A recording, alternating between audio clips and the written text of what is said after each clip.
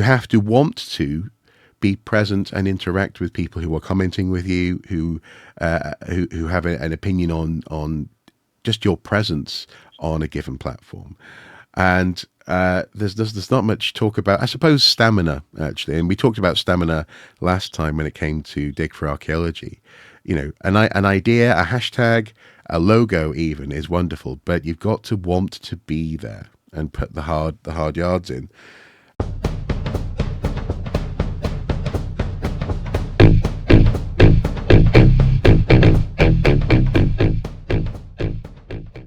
Hello and welcome back to Watching Brief for the week of the 1st of December 2025.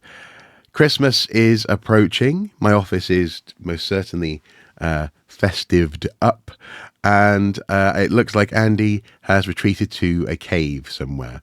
Very grotto-esque.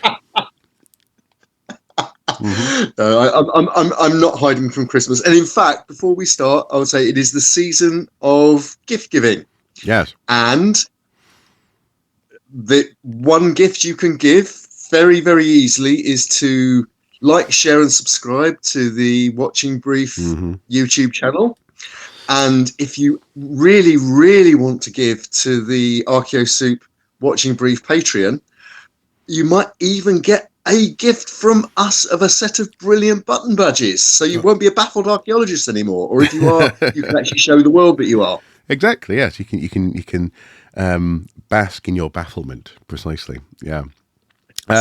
Yes, that was a good little segue there, Andy. Well done. I like it. And another gift in the form of the topic for today's Watching Brief has come from the Council for British Archaeology. In the past few days, they have published some research which they call Trowel and Error. Incidentally, I'll now put on screen a meme that I made many, many, many years ago, probably more than 10 years ago, saying precisely trowel and error. It's an old joke, folks, but it's a bit. It's like it's about as old as the joke that archaeology careers were a load of old rubbish. Yes, or a career in ruins, hardy heart. Yes, exactly. Yeah. But now this research has been interesting, coming as it has just one fortnight or so after we recorded an episode examining Wessex archaeology and their approach to social media, and also openness to questions from folks like us. And this research, I actually didn't know this, but is actually a follow-up to sort of public interaction research that was done back in 2001. So it's a quarter of a century later. And it seems that archaeologists have now discovered Facebook. Is that more or less where we're at? But apparently there's this thing called social media, which some archaeologists are actually active on. Yeah. Yeah. There's this channel apparently called YouTube where people make vodcasts. Yes. And then they get lots of hits on their videos, and apparently so on and so forth. And apparently there are pseudo archaeologists who get even more hits. Oh my goodness me! And some archaeologists out there even have PayPals and Patreons. Oh my goodness, stunning. Obviously, we're laying it on a little bit thick here because both Andy and I have been in this realm working for the past 15 years or so, at least. And also there are many other archaeologists who have been working for similar lengths of time in what was termed public archaeology, which had a very strong social media component. But also more recently, for example, on platforms like TikTok, some archaeologists are literally framing their entire personas and research around their social media presence. So I suppose for folks at home who obviously are well up on the state of archaeology on YouTube and other places, other platforms, what is this research, and how should we approach it in that sense? Okay, this is sort of archaeological comms research 101. Okay, so apologies to anybody who's already aware of the aware of this situation, and hopefully may even have read the report. And before we start, I think you'd agree, people should read this report. Yeah. Whatever we say, it has. We'll deal with it in a bit more detail in a minute, but it has some very good things in it, some very interesting things in it, some very interesting things sort of bubbling under in it, which I'll come to in a moment. But basically, it follows, as you said, a piece of work that was done, that was published in 2001, although it was actually carried out in the last century, even 1998 to 99. It had the very engaging title back in the day of the Public User Needs Survey for Archaeology (brackets PUNS2 or PUNS 2). Okay. Sorry, this was PUNS 1. Sorry, what we're talking about today is PUNS 2. So, Public User Needs Survey for Archaeology. One of the people involved in the original research was Mike Hayworth, who was the previous director of the Council for British Archaeology. This piece of work is about as official as it gets. Actually, the partners in the work, in the funding, in the field work, were Museum of London Archaeology, which is one of the biggest contracting units, but and the Council for British Archaeology, which is that 80-year-old umbrella organisation for archaeologists. So it's meant to bridge academic and vocational and, to a certain extent, commercial archaeology, professional archaeology, and the public. Promote education and access. Yeah. Yeah. So connect all of those different branches to basically a public-facing outlook. They have a membership from the public. They have a magazine that you can get if you are a paying member. And it's an old and at times befuddling organisation. You said that.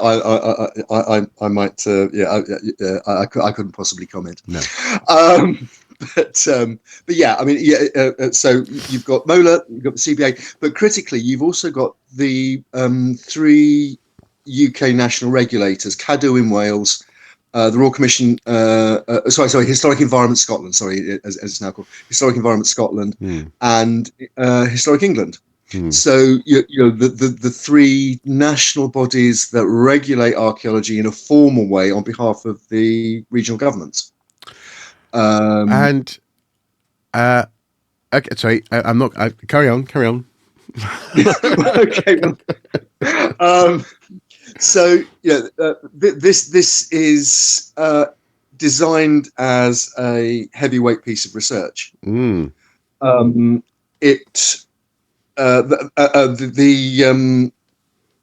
work. I'll just spiel off some of the stats that they give you in the executive summary. Yeah. And so this is as I say, it's a heavyweight piece of work. They talk about a survey that took in 2,600 participants, and they deliberately set out to reach people who aren't immediately involved in archaeology, don't have an archaeological background. We'll come to that maybe a bit more later on. They did 27 what they call in-depth interviews with key practitioners, researchers, and volunteers.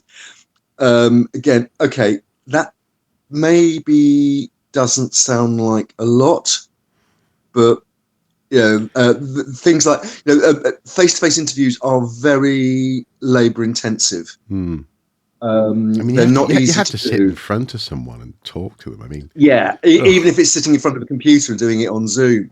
Other video communication apps are available, and probably cheaper. But and certainly you can have a meeting for longer than 40 minutes. Without ponying up the money. But the other thing is they carried out community workshops. Well, they call community workshops what other people in comms and research might call to some extent focus grouping. Right. It's talking about a subject and getting people's perceptions and so on. They did 16 of those. 8 in person, and the remaining 8 were done online. And they say that included a total of 290 participants. Mm-hmm. And again, they made a specific effort in that focus grouping to reach people from what they call underrepresented backgrounds. Right. And in fact, things like underrepresentation, ownership, and so on is an area that figures quite largely in the final report Yeah. in terms of how archaeologists recognise that and deal with it. Okay. So that's the background to the research. As I say, they've published again a very comprehensive main report. There's a summary report as well, Mm-hmm. if you don't want to plough through the whole of the main report. And they give a series of recommendations on their conclusions. We'll come to that in again as we have this continue this conversation. But I think the thing again, because they head up the executive summary with some of those conclusions in basically 4 pithy bullet points, Mm-hmm. 2 of which I think are really interesting because they are quite trenchant criticisms of the way UK archaeology is conducted, and actually echo conclusions in previous reports, including one from the Society of Antiquaries in I think 2018 Mm-hmm. about the relationship between commercial developer-funded archaeology and the wider archaeological research community and the wider community. Mm-hmm. And I'll just read them in particular. The 2 sort of less contentious ones in some respects, let's say less contentious, less specifically about the sector and the way it conducts itself. They recommend logistical steps towards increasing accessibility and inclusion for our audiences when creating archaeological outputs. Archaeological outputs, in the jargon of this report, are basically the things that people consume, from a formal excavation report to archaeological social media. Mm-hmm. Okay. You know, the gamut of ways of communicating with people, basically, Mm-hmm. about archaeology. They also talk about, they recommend ways to consider approaching audiences and evaluating their experiences to understand how archaeology can be of value to wider society. In other words, don't just do it. Talk to people about what you're doing and how you're doing it and why you're doing it, and ask them what their response is. Don't just, shovel out this stuff and expect them to take it on board as something that's valuable for their lives. Stonehenge. Sorry. Yes. Yeah.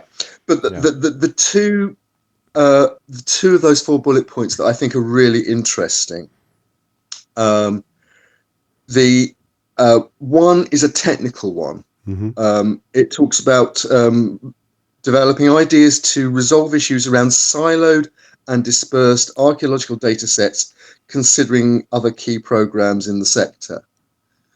In other words, bits of archaeology world don't talk to other bits of archaeology world Mm-hmm. as much as they should, maybe. And that it talks about research silos in the body of the report. It talks about research silos. It talks about the inaccessibility of certain areas of data because of paywalling, for example, or because of lack of even lack of signposts to get to the stuff. Mm-hmm. But the one that I find really interesting is that they talk about finding, quote, ways to mitigate the negative consequences of a, quote, data-first culture in the archaeology sector, which has been shown to exclude audiences and shrink public benefit opportunities. Now, that is about as direct a criticism as you can get in a report like this of developer-funded archaeology, Right. because developer-funded archaeology is about preservation by record, when a bit of the archaeological record is going to be damaged or destroyed by development. It's done, paid for most of the time by a developer on the polluter pays principle. And when the work is done, it discharges a planning condition, and it means that the development can go ahead. What happens afterwards is not part of the plan. It's not what the developer is paying for. The developer is paying for this data to be recorded. So the argument here is that basically all this data is being recorded and nobody quite knows what to do with it, if anything. And that goes to the root of why archaeology is done, why archaeologists do it, the ethics of what we do. Is preservation by record enough, or should you actually be talking about it more with the people in whose communities that archaeology is done, or who might be interested in those stories? Yeah. So Okay. that's that in a nutshell is what the report's about. I mean, I'm just looking through it now. It's 103 pages. So it's not. It's the length of a novella, and as I say, there's a lot of good use in it. I mean, if I just go through some of the heads that they were using, we've talked briefly about their methodologies and so on. In terms of the areas they're covering, they talk about open access, they talk about accessibility, they talk about databases and archiving. They talk about social media, which I know you've got some strong ideas on from what is written here. They talk about things like discrimination, but they also talk about things like the misuse of archaeology, pseudo-archaeology. There is, for example, there's commentary in the report that talks about the stress on working archaeologists, particularly working archaeologists working in communication, of dealing with pseudo-archaeology. And for example, some of the aggressive pushbacks that fans of pseudo-archaeology tend to give to archaeologists who know what they're talking about, telling them they're talking nonsense. Right, yes. Boo-hoo? Like, I'm sorry, but people get to comment on your stuff, and they get to comment what they want to comment on your stuff. And I'm just going to just cut through a little bit of this by highlighting the fact that my response to this research and to some of the headline conclusions has been yes and. It's very much a case of we know this. You should have already known this, and what? And I'm not sure that there is much in the way of and what. In the report, there's some language that talks about the need for archaeologists to be singing from the same hymn sheet, for example. What is that hymn sheet, and who actually writes the hymns? Yeah, who writes the hymns? Who puts it together? In so much as we know that CBA in the past has been reticent to sing loudly about, for example, the closure of university departments. We know that FAME is very reticent to sing loudly about, or even to whisper anything at all, about more or less anything at all. Yeah, certainly when it comes to paying conditions and anything that will inconvenience development-led archaeology. Yeah. We know of instances not that long ago where the CBA tied itself up in knots, shall we say, over a story linked with the exploration of the impact of legal battles that are ongoing in this country to do with the status of trans colleagues, and also the history of trans people, frankly, in public discourse and in archaeology and in history. What if your archaeology, for example, is all about genocide? What if you are an archaeologist who's interested in the impact of inconvenient current events? Is your archaeology not valid, or is it valid? Is that the hymn sheet that we're going to be singing from? The and question mark, and I may even put this on screen, and question mark, just to really emphasize it, is so strong with this that I'm stunned that organizations like Cadw and Co. Ponied up for this research. They also talk about as well critical friends, a critical friend group having been invaluable in this research. I can't think of many more critical friends than you, I, and a few other people who we know and have worked with over the years, and they didn't know this research was even happening. Who are these critical friends? How critical have they actually been? And I guess to a certain extent, what is it that they're wanting from this research? I'll briefly, I won't quote, but I'll summarize the comments of a colleague who may well make their own comments at some point in the future. But they said, in that sense, I can give a gist, broadly speaking, of what they're thinking. They said that they're reading it at the moment and they're stunned by how it sounds as though that the report is describing a vaguely familiar but very alien world, and that scares my friend and colleague. It feels a little bit like an echo chamber, and this question of who is this research for really comes to the fore. Not least, for example, in the context of current events, for example, in Ukraine and Palestine. You know, the public encompasses so many, and stakeholders, as the report often uses the term stakeholders, encompasses so many different people and opinions. How can we interact with those people in a way that doesn't make archaeologists feel uncomfortable? Or, going back to my first comment, you know, boo-hoo, you're having to talk to the public and interact with them. I don't mean to sound negative here. I really don't. But I just don't feel as though what we've had is much in the way of real world, understandable solutions to some of the I guess the mood music that's been laid down in this report. And given that it's a once in a 25-year event, I'm wondering, are we going to have to wait until 2050 to get more on this? 3 notes that I made, though, very quickly, especially in our editorial conversations. One of them was there's not much talk about the practicalities of flexibility of platform usage. So the fact that you can't just set up a page and leave it. You can't just set up a YouTube channel and leave it. You can't just, so for example, set up a Twitter account and leave it, because these days you may not even want to be on that account.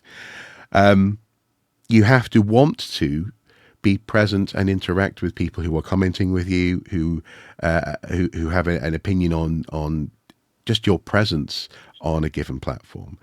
And there's not much talk about, I suppose, stamina, actually. And we talked about stamina last time when it came to Dig for Archaeology.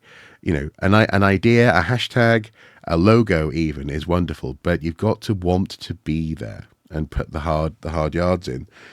And that's more or less the second 2 points here. You need to want to be present, and you need to want to work hard. This stuff isn't easy to do. And it's also not there just to get you attention as well. I know that last week we were talking about, or in the last episode we were talking about, how Wessex, quite rightly, to a certain extent, are using social media in order to put their best foot forward. But they're also using that social media in a way that expects conversation. And you won't always get the conversation that's the ideal one that you want, which was the whole point of them editing their initial post, because the conversation went in a direction that wasn't focusing on the good news story. It just feels a little bit like, and also one other private conversation that I had with someone highlighted that Neil Redfern had spoken to them about their social media presence and was asking, what can we do over at CBA about our social media? Where can we go next? How can we follow your model? That it's not about trying to leverage your position to get something from the public. It should be about, as it were, being personable, being approachable, being something akin to, and as you often talk about, talking human. And an awful lot of the report does boil down to quite outdated terminology. and use of the internet as something akin to a long exercise in focus grouping, in getting the public to comment and praise you, comment on your work and praise what you're doing. And that's not what this stuff is about. One final thing that was pointed out to me by a couple of people as well is where's the literature review? People have been writing about social media and archaeology for the length of my career in this field. Where is the depth of understanding in this report? Again, given that it's a once in a generation report, apparently. And to be fair, I think they have actually published a separate literary review, at least sort of bibliography. I mean, I think that that is fair enough. So I mean, I'll go back and we'll check that. But yeah, I mean, show your work. Sorry. I say that in so much as the person I was talking to had looked at the broader research and thought the literature review was completely inadequate, shall we say? Oh, I see. Oh, right. Fair enough. So they have actually looked. Yeah. Right. I was going to say that. I wouldn't want to leave our view with the impression that the report just sits on its own. They have published quite a lot on the on the research methodology. A literary review, however adequate it is, or not. I mean, a couple of things I'll pick you up on. I think one implicit one, first of all, which isn't really addressed in detail in the report, although there are oblique sort of references in terms of, as mentioned earlier, the stress, for example, of engaging with pseudo-archaeologists that some people feel. I mean, I'm lucky in that I just think sort of, bring it on. That's what engaging in that particular landscape brings with it. And if you don't want to engage at that level, then don't. Well, but also, but also crucially, you can also choose not to engage. And this is all I mean by the boohoo.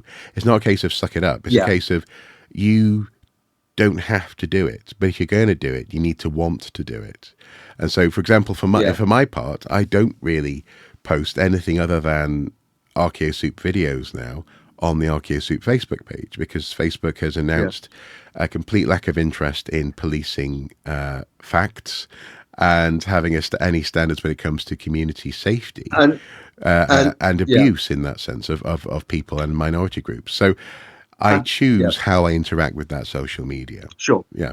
It's not. Sure. I don't require. I don't require someone to make a safe space for me. I can make it myself.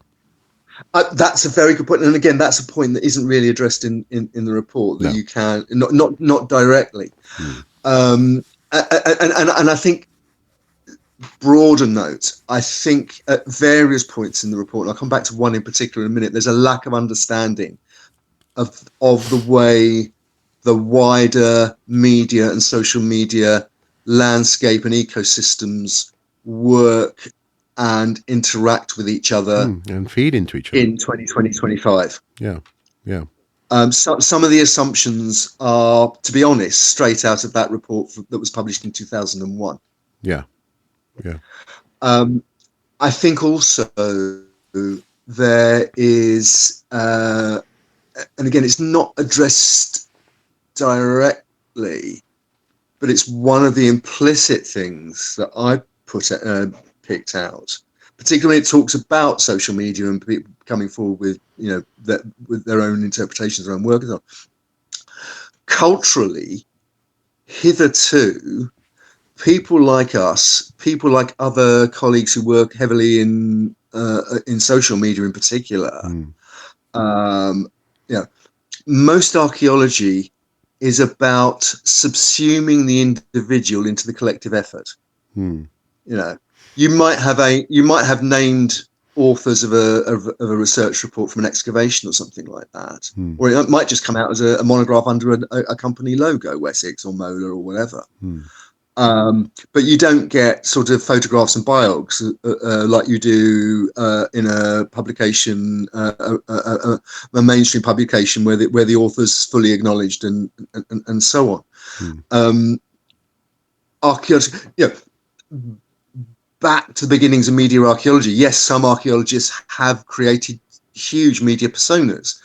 Mortimer Wheeler and Glyn Daniel being the probably two earliest and most famous. In those early years, when I was growing up in the 1970s and getting involved in archaeology, Wheeler was still appearing on the BBC, playing on the personality that he developed in the 1950s with things like Animal, Vegetable, Mineral, and so on.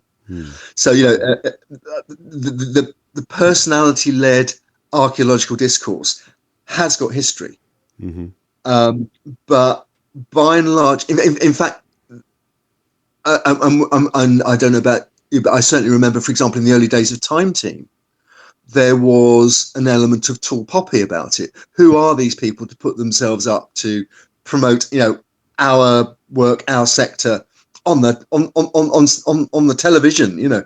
Half Latin, half Greek, no good will come of it, as somebody once said about the word television. There was a very famous academic at Newcastle University who went on the record saying something along the lines of, we don't want to popularize archaeology on television like this.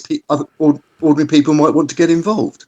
Well, and this is something which, speaking of a literature review of public archaeology, this is something which archaeologists have been concerned about from the beginning. This idea, and this is something I've been concerned about their concern about this from the beginning. And this is where I've mentioned before this idea of maintaining authority and an authoritative social media presence. You could say that was trying to head off at the pass pseudo-archaeology, so people knew what was to be listened to and what wasn't. However, throughout the early days of lots of archaeologists starting to use social media, and right up to today, I don't think that archaeologists deserve that attention.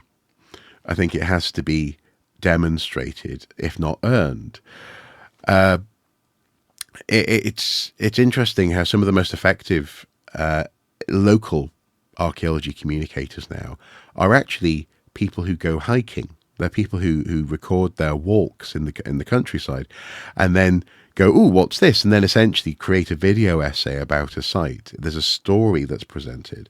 There's an intrigue that brings people in, and sometimes the conclusions are not quite on the mark. Sometimes they're a little bit straying into the mystical and the magical, but they are they've earned my attention. Certainly in that case, there are a couple of instances I'm thinking of. I go, yeah, that was a good video.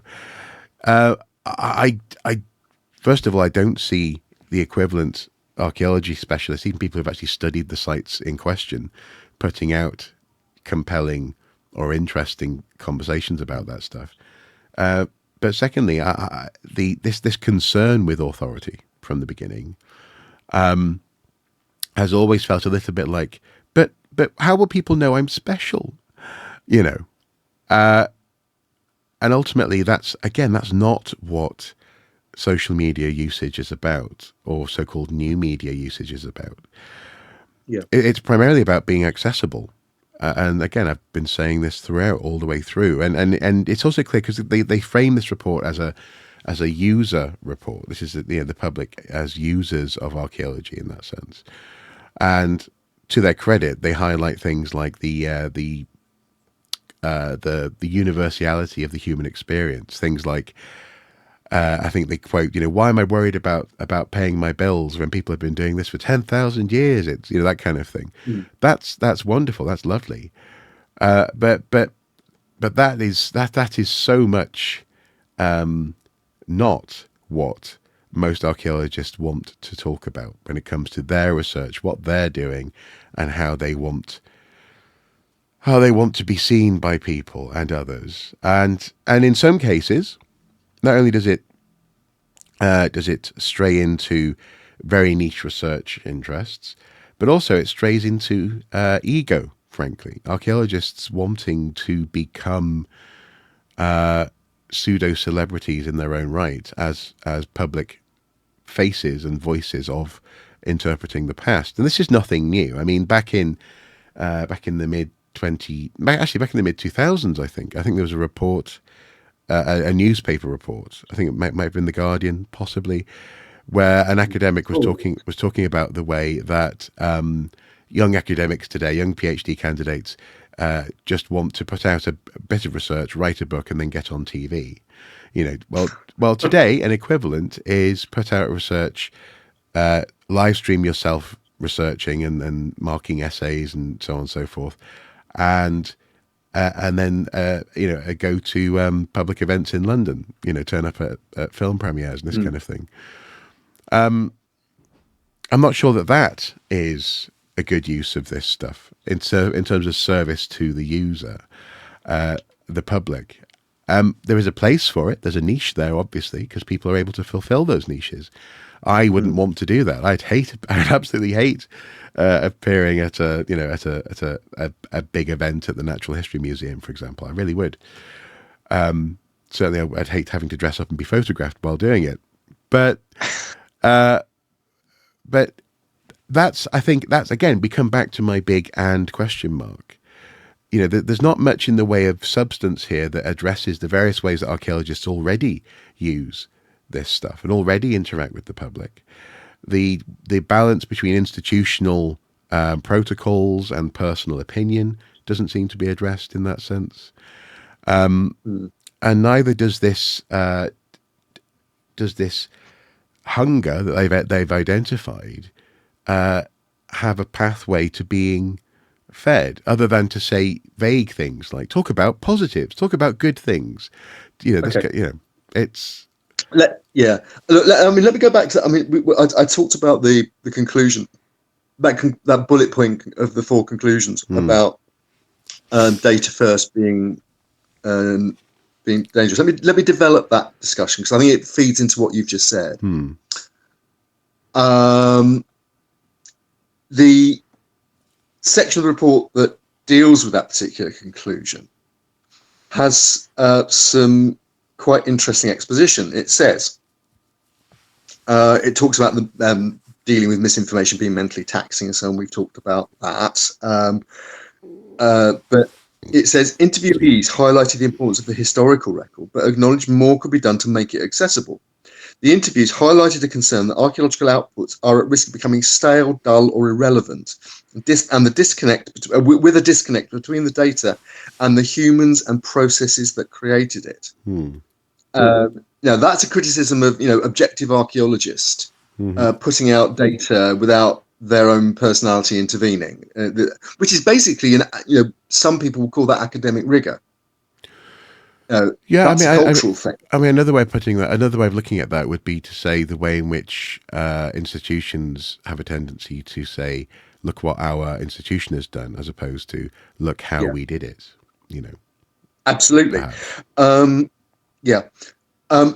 then this is something I've been certainly aware of throughout my time working in archaeology. So again, this isn't a new conclusion. I started my MA 25 years ago, and it says there's a perceived risk that data preservation is prioritized to the detriment of interpretation, and thus such outputs are insufficient for connecting with audiences, and the lack of understanding of the decisions made and the processes undertaken by archaeologists can lead to a, quote, mystification around findings and even misinformation. In other words, if you're not open about what you're doing and why you're doing it, rumours can start to spread. We're seeing it at the moment with the way the excavations at Göbekli Tepe are being deliberately misinterpreted by pseudo-archaeologists to fulfil an agenda. But the archaeologists who are doing that, who are working according to protocols and professional ethics and so on, are left standing in the face of that kind of criticism. Because the sector hasn't found really a way of successfully engaging. But also, I really cannot imagine that the concerns that you've just laid out there came from normal people in the public? Well, that's an interesting Like, question. I mean, I just can't imagine going up to someone in the street here in Wallsend and saying, "What's one of your major concerns about archaeology and how the public understands what archaeologists do?"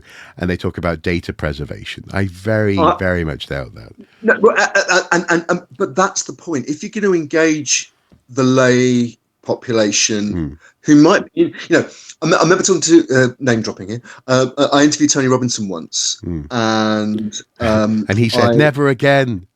no, I was doing an education. I was writing an education pack, Mm-hmm. and Time Team was in its heyday at the time. And anyway, I got to talk to Tony. And one of the questions I asked him was, when Time Team goes to somewhere like inner city Birmingham, which has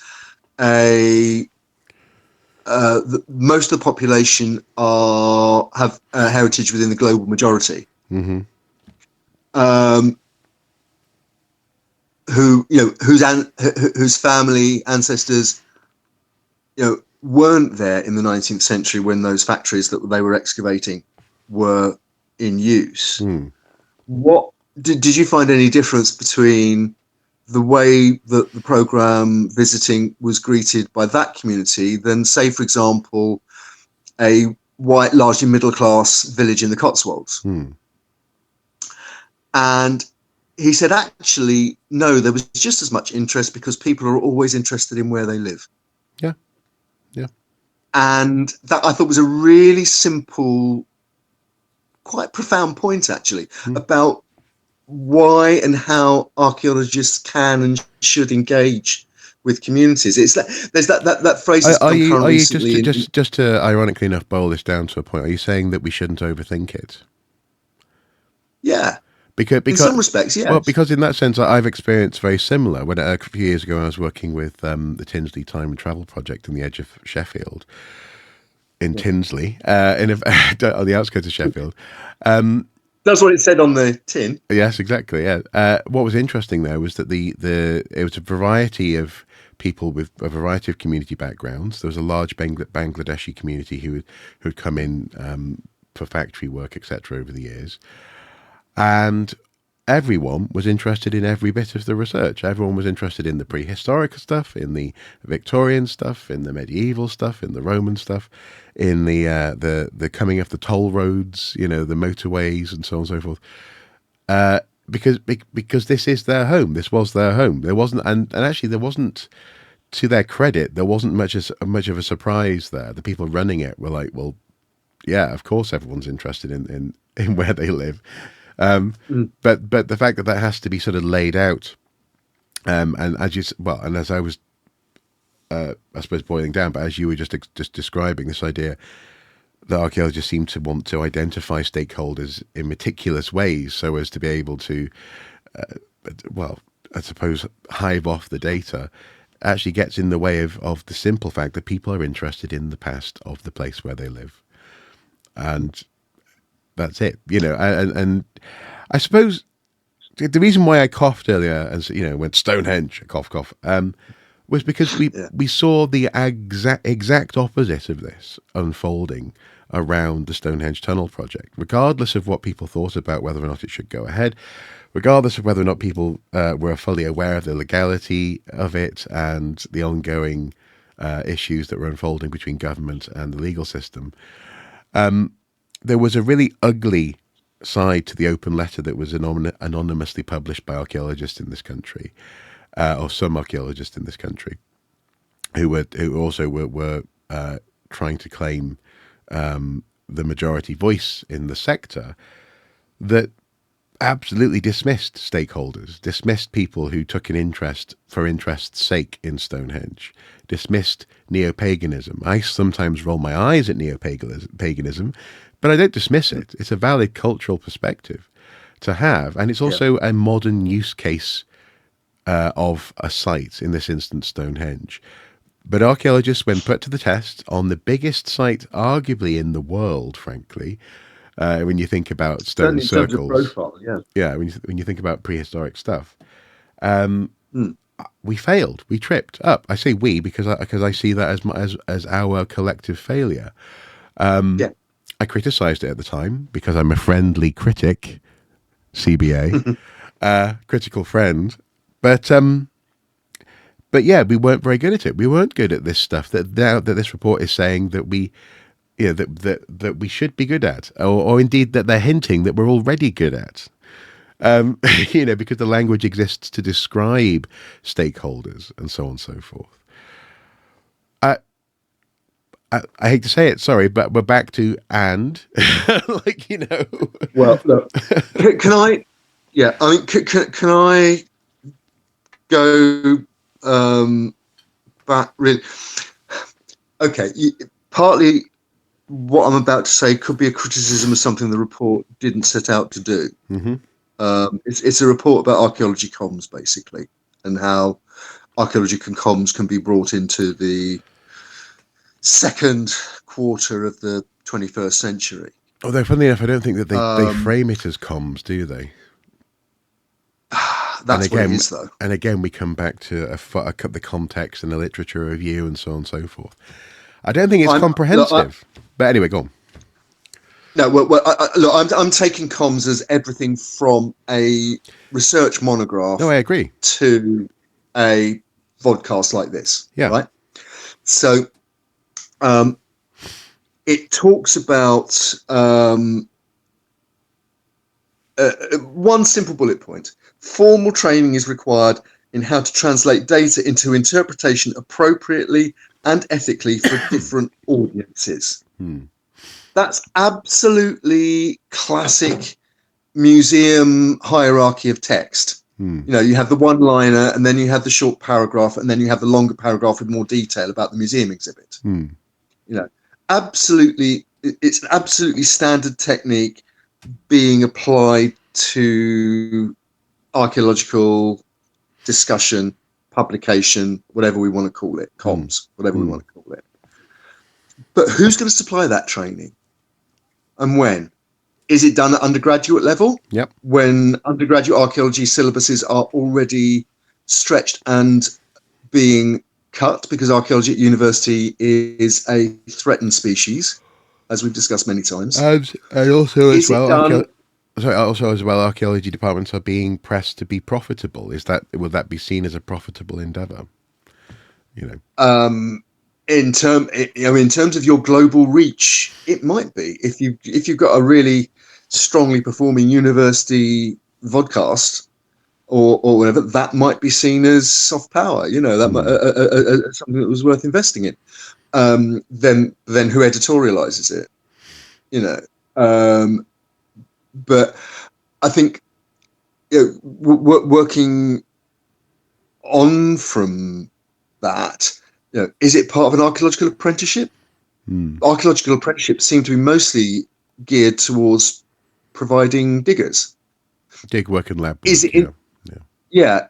Is it in service career personal development? In which case, who pays for that? Does the unit pay for it, or do they go to Historic England as Wessex did for those in work placements that we talked about last time? Do you know what's going to happen when we're done recording here? Go on. I'm going to go away and sit in front of my computer for a couple of hours editing this thing. That was hard-won experience that no one paid me to do, but I've built up those skills. Who pays for that? Who pays for the software? Who pays for the equipment to do the filming? Precisely. Who has ownership over that when someone leaves? Let's say that personality becomes well known for their voice, for their ability to communicate. When they move on from their unit, if they're in a unit or their museum, and they want to continue, maybe take their audience with them, continue with their own YouTube channel, will they be allowed to do that? Will there be somewhat, I think, antiquated rules about IP applied to in that sense podcast and opinion and editorializing output? None of those practicalities are addressed again either. So it's a case of it would be lovely, archaeologist, if we could speak to the public. Brilliant. Report done. You know, I mean, like, and the truth is, the reality is, an awful lot of archaeologists are doing this themselves already. Yeah. They've been doing recording on their phones. They've been editing for years themselves. They have their own little social media, YouTube and other outputs. And therefore, I suppose a question, if that's not being addressed in that way, in a recognizable way, and to go back to my friend and colleague calling it a slightly alien description of an unfamiliar world, does that mean actually what they're describing when it comes to the hymn sheet idea is control? Are they suggesting that what we need is more identifiable control over how archaeologists talk to the public? And that, to my mind, is the exact opposite of what the public seemingly wants. They want recognizable narratives, people and opinions and personalities. Yeah. But something which is oddly not prescriptive in its being prescriptive, not only doesn't address this, but also seems to be, again, stuck around about 10 years ago. It doesn't feel current, this conversation. And I only say that because, again, I'm a critical friend. I really wanted, when I first saw this, for this to be something which was fresh, which was current, which was usable and useful. But instead, everyone who's doing it, everyone who knows about what this stuff is, just rolled their eyes and went, "Who's this for? What's this about?" And I can't help but wonder whether or not this is, as a slight aside here, this is a wonderful way for an organisation to look as though they're doing something and to justify gathering together funding and spending money on research. Yeah. I don't know how far you want to go down that path, but yeah. Yeah. I mean, look, I'm just, as we're talking, I'm glancing at another section of the report. It talks about promoting, quote, tours of open and free access digital platforms where available and offer guidance on use. What does that mean? What does that mean? Yeah, I know. Promote what? Exactly. Promote tours of a website? Well, gather people into a room with a projector and say, "Here's how you use our museum website." What? Let's go on. Okay. Now, if you're an undergrad, yeah, and you're starting to learn how to do research, one of your modules might include, for example, what platforms, what resources are available, what the ADS does, what's there, what isn't, and how best to use it. Right? That's what they're talking about here. They're talking about making that more widely available. Are they? The question is how many people want to go into it at the level of the ADS?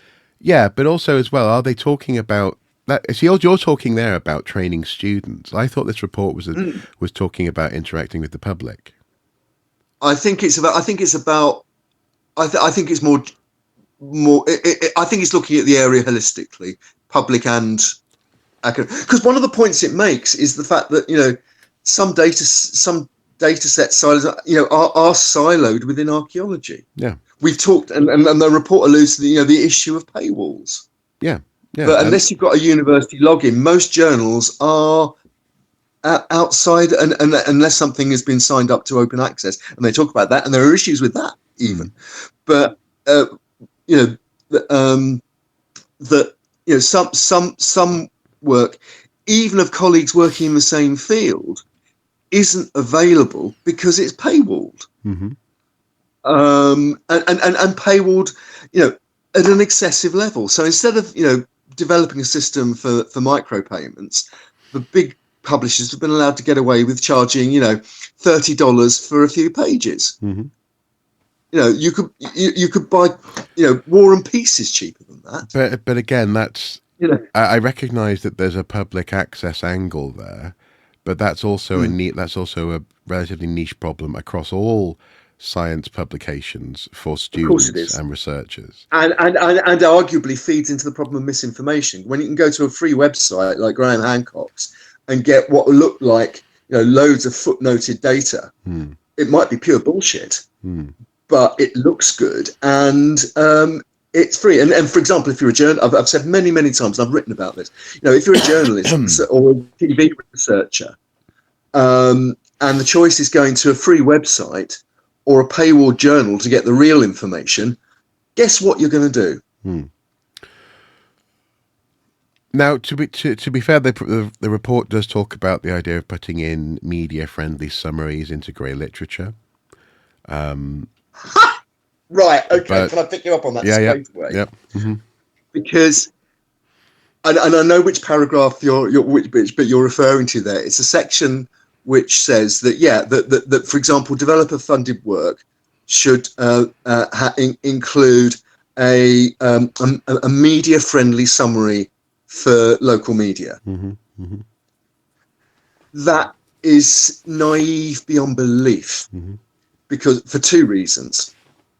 One is that, first of all, just because something appears in a report doesn't mean somebody will go out and find it and publish it. You have to sell the story. The second one is grey literature about local excavations and so on, for around here or where you are or anywhere else in the country where developer-funded archaeology happens. The local media that might once have covered that kind of thing is dying. The traditional daily or even weekly newspaper is virtually gone in its print form. You get free sheets driven by advertising, with editorial that is increasingly generated either centrally by one of the big companies like Reach, or it's even written by AI. And the idea that, as I say, the idea that somebody will cover an excavation in the centre of town based on a paragraph in the final report, maybe 18 months after the excavation actually happened, and we'll put that in their local, in anything, even as a sort of one sentence paragraph in it is just naive beyond belief that would actually have any kind of major impact. Yes, no, it is. Not least because the report will be about what's the hole in the ground in the high street when it's actually happening. It won't be about what was that hole that was there a couple of years ago. Absolutely. Yeah, exactly. But again, but at least that is some sort of answer to the question and question mark. That there's something that was suggested there, which is good. But ultimately, what we're getting at here is a lack of understanding and a lack of credible relevance to the media and public facing aspect of archaeology that should exist this year, in the current year, 2025, as it were. I mean, obviously, I don't want to keep on going around in circles on this. Primarily, I'm interested, I guess, in what happens next, as I say, but also perhaps in what the conversation that unfolds in the comments below may well yield. Is there any final comments that you would make about this report?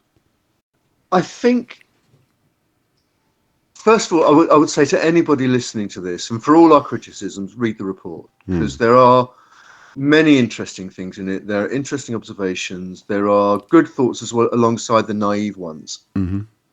I think, though, the biggest elephant in the room is one we alluded to earlier. It puts out ideas, it analyzes the issues, it analyzes the problems, and does that quite relatively frankly. Although, as I say, I think that there are two absolutely core issues to the way the sector runs, which isn't about comms, it's just the way the sector runs itself. Yes. Yeah.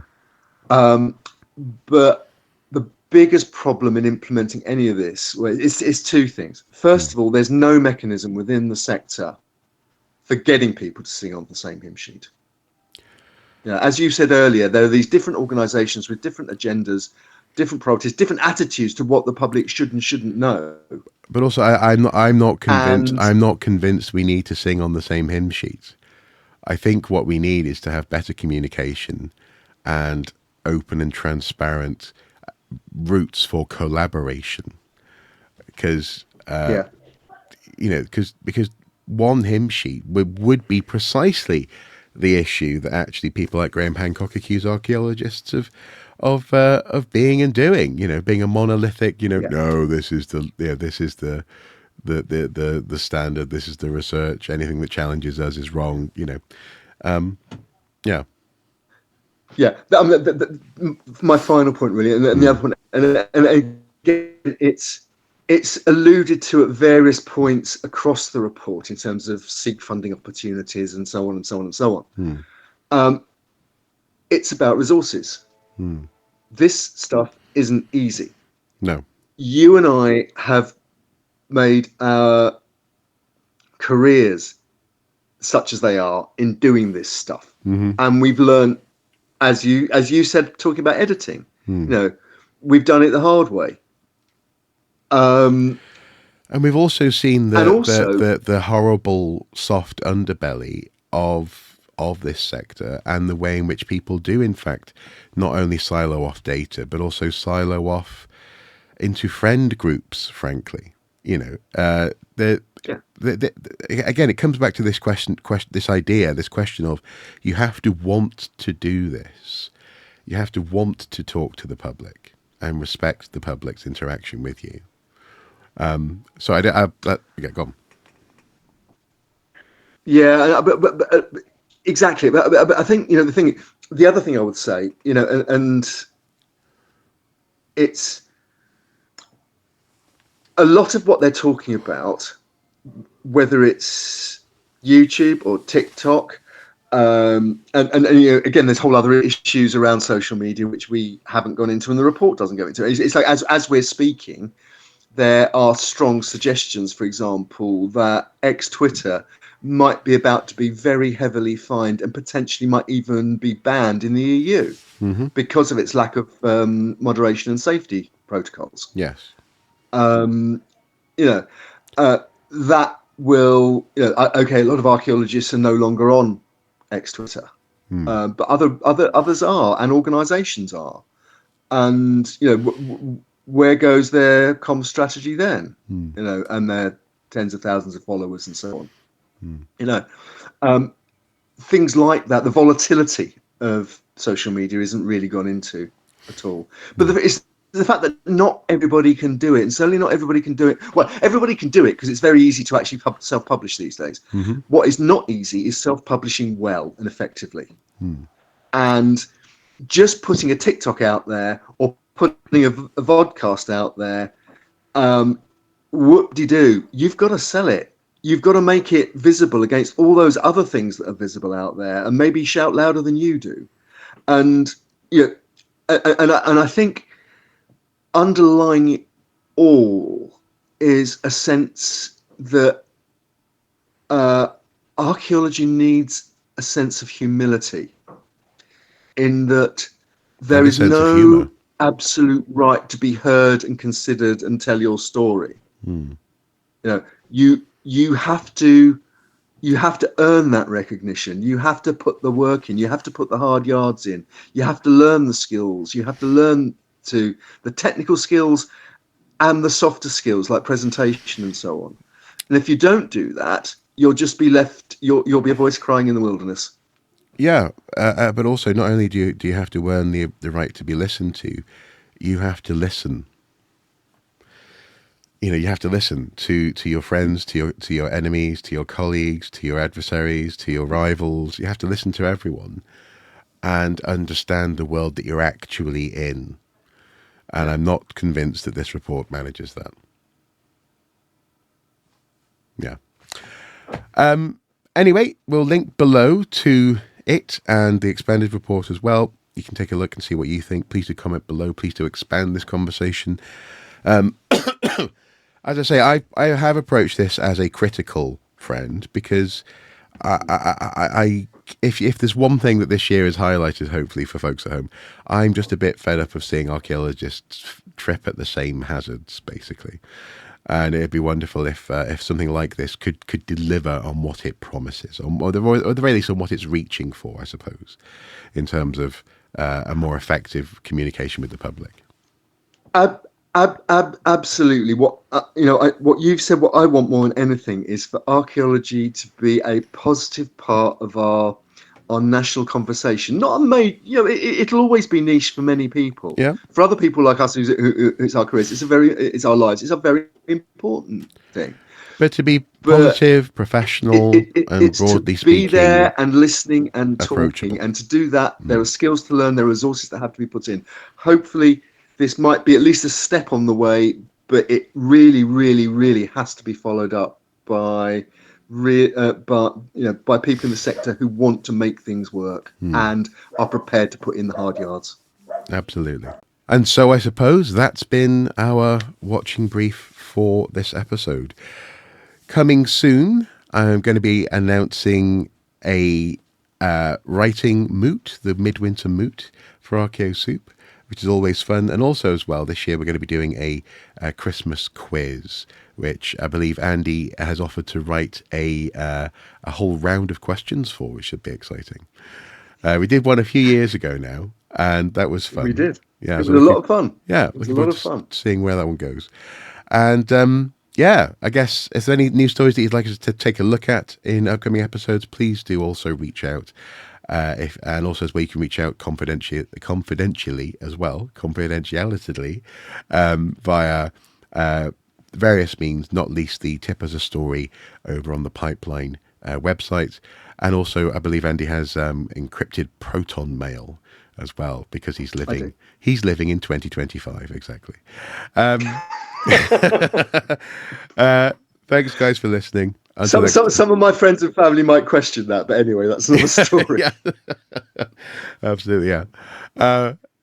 Technologically, at least, in some respects. Until next time, do take care, guys. Bye-bye. Bye-bye.